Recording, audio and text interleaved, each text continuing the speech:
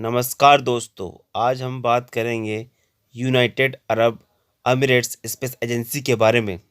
क्योंकि अभी हाल में क्या हुआ कि यूएई का जो स्पेस मिशन है, होप मिशन, उसने मार्स की जो ऑर्बिट है उसमें सक्सेसफुली एंटर कर लिया है। ये आज का हमारा कंटेस्ट होगा। इस कंटेस्ट के बारे में बात करने से पहले हम जानते हैं कि इससे ऐसी कौन कौन सी कंट्रीज़ हैं जिन्होंने ये काम कर चुकी हैं। जो पहली जो कंट्री है उसका नाम है यूएस, दूसरी कंट्री जो है वो सोवियत यूनियन, तीसरे देश का नाम है यूरोपीय यूनियन और जो चौथा देश है वो है भारत। और ऐसा करने वाला यूएई पांचवा देश बन चुका है जो कि मार्स के ऑर्बिट में सक्सेसफुली अपने सैटेलाइट को इस्टेब्लिश कर चुका है। यूएई की जो स्पेस एजेंसी है इसको वर्ष 2014 में स्थापित किया गया था। उसी साल से इस मार्स मिशन पर काम चल रहा था। अब आप सोच के देखिए, जिस एजेंसी की स्थापना 2014 में हुई है और उसने अपना पहला ही इंटरप्लानेटरी मिशन को सक्सेसफुली मार्स पर लॉन्च कर दिया है। इसका फ्यूचर आप सोच सकते हैं कि एक हिस्टोरिकल इवेंट है गल्फ कंट्रीज के लिए, क्योंकि गल्फ कंट्रीज में ऐसा कोई भी देश नहीं है जिसने इस तरह का कोई मिशन लॉन्च किया हो।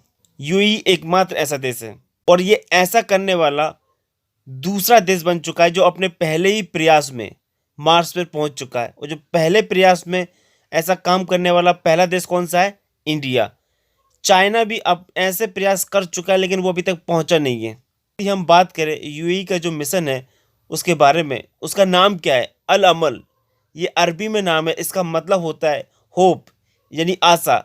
एक ऐसी विचारधारा के आधार पर बनाया गया एक मिशन जिसने यूएई को वास्तव में एक होप दी है स्पेस के क्षेत्र में। यदि हम इसके लॉन्च व्हीकल की बात करें तो जापान की जो स्पेस एजेंसी है जाक्सा, उसका एक स्पेस सेंटर है तंगेशिमा स्पेस सेंटर, जापान से लॉन्च किया गया है।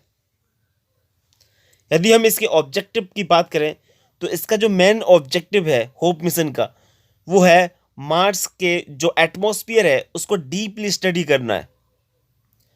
इसमें मुख्य रूप से 3 कंपोनेंट लगे हैं। उन कंपोनेंट में जो पहला कंपोनेंट है उसका नाम है immerse, Emirates Mars infrared spectrometer. ये क्या करेगा? ये लोअर एटमॉस्फेयर है जो मार्स का, उसको स्टडी करेगा।